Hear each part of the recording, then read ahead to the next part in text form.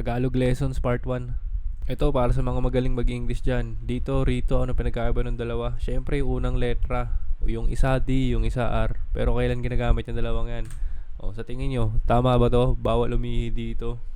O, siyempre alam nyo yung gagawin pag nabasa nyo yan. Pero, sa totoo lang, mali yan. Dapat, rito ang gagamitin dyan. Ginagamit yung rito kapag yung unang salita ay patinig. So, sa pangungusap na to, umihi, nagtatapos sa patinig. So, dapat yung dito, gagawin nating rito yan. Kasi, ang naunang salita sa kanya, patinig. So, bawal umihi rito. Pero kahit ano pa yan, wag nyo pa rin gawin. Basta nakasulat.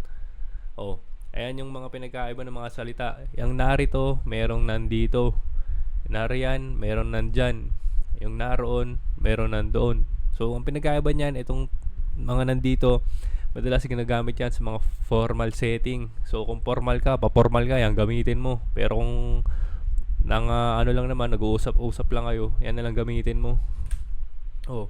So, ayan, 'di ba? Nandoon sila, tsaka naroon sila. So, yung nandoon medyo ano lang pag usap-usap lang kayo. Pero yung naroon, ginagamit yan madalas sa formal.